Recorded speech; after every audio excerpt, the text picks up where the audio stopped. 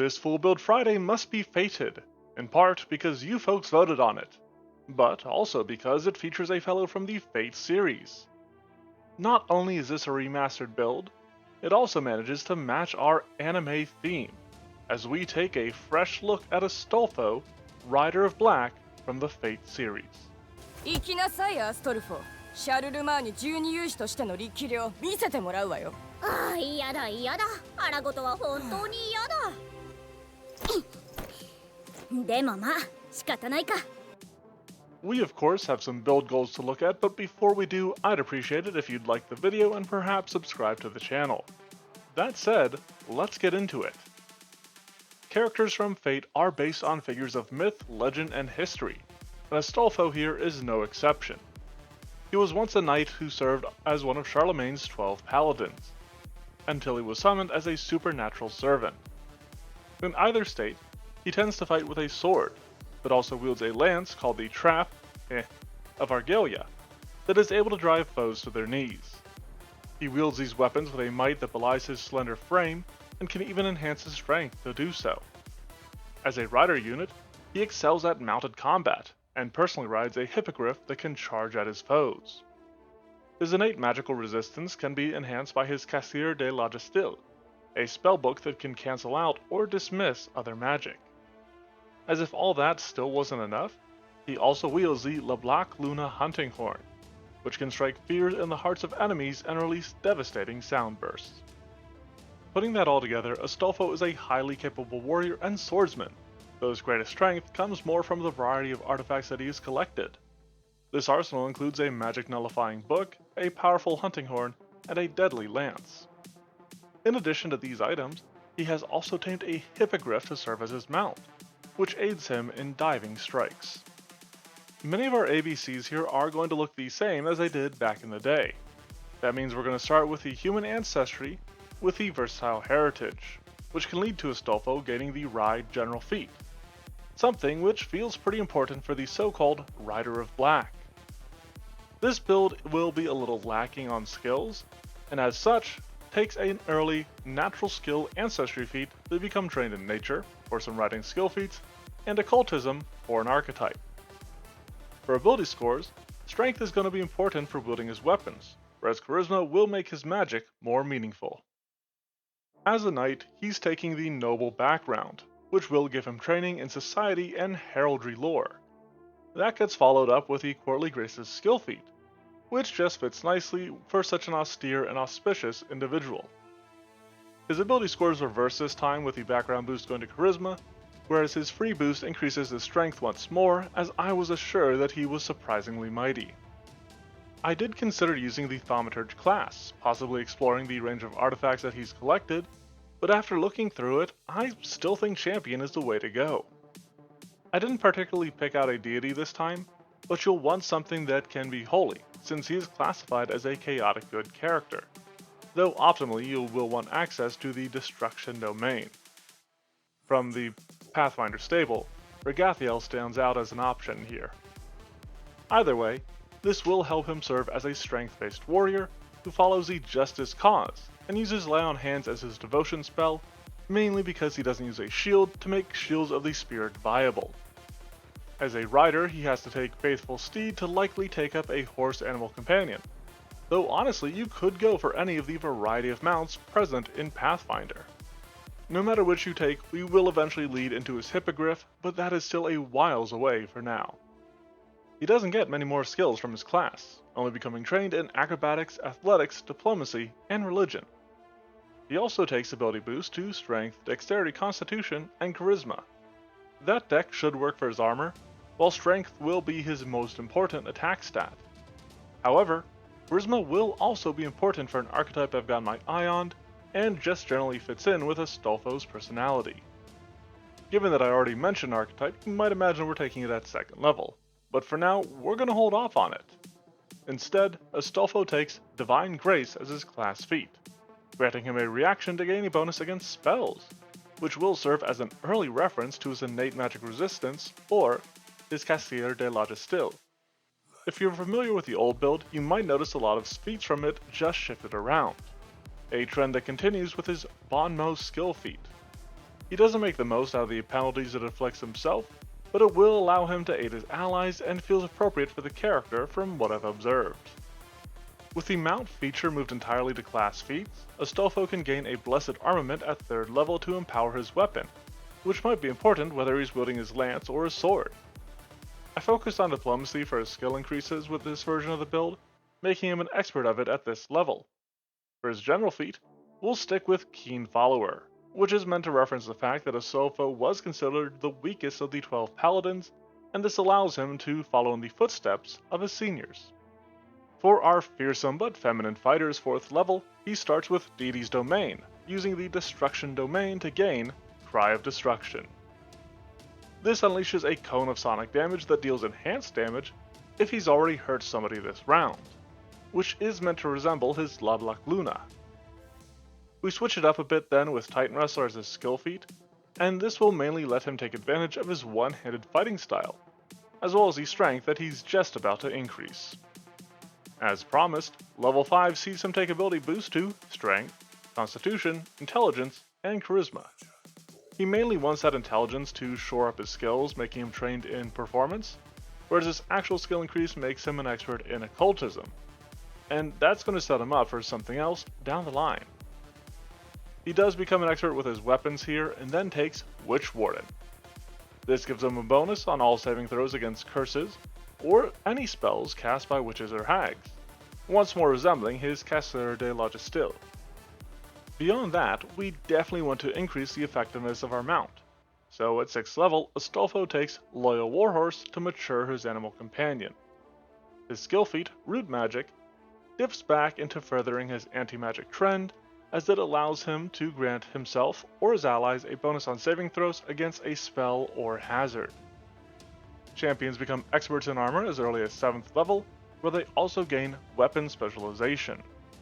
Astolfo's skill increase makes him a master in diplomacy, but we're switching it up with the toughness general feat here so that he can better survive serving in the front lines of combat. At the 8th level of our Steel-Shrouded Slayer of Sinners, he sees his Smite as his class feat, as this will allow him to briefly enhance the damage of his strikes and represent his own ability to empower himself. Meanwhile, I was assured that Shameless Request is a perfect fit for the character, as he often seeks to convince others to do things his way, no matter how outrageous that way might be.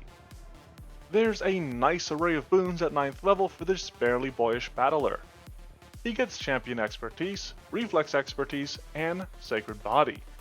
Furthermore, he gains Relentless Reaction, so that the strikes that he makes as part of his reaction deal persistent spirit damage equal to his Charisma. Before we discuss his skill increase here, he gains the multi-talented Ancestry feat, which will lead him into a Bard dedication. This will make him trained in Arcana and Intimidation, whereas his actual skill increase makes him a master of Occultism. Perhaps more important than any of that, though, is the cantrips that he gains, such as haunting him for another sonic attack, though he could go for about anything else with his other cantrip. Before we go any further, we've got to talk about ability boosts at 10th level, which will go to Strength, Constitution, Wisdom, and Charisma.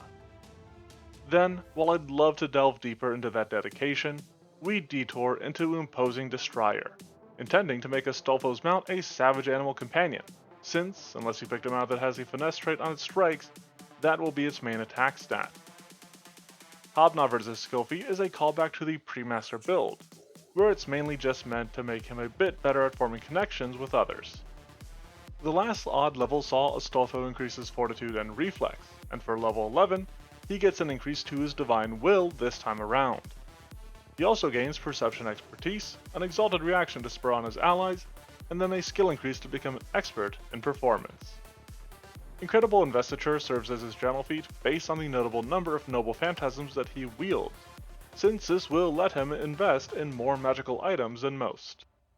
At 12th level, we finally get back to Bard to take basic Bard spellcasting.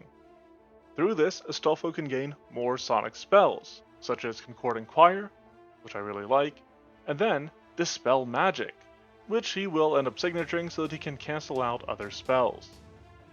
Sticking with that particular idea, he also takes Break Curse as a skill feat, so that he can thwart spells without having to spend his own magic to do so.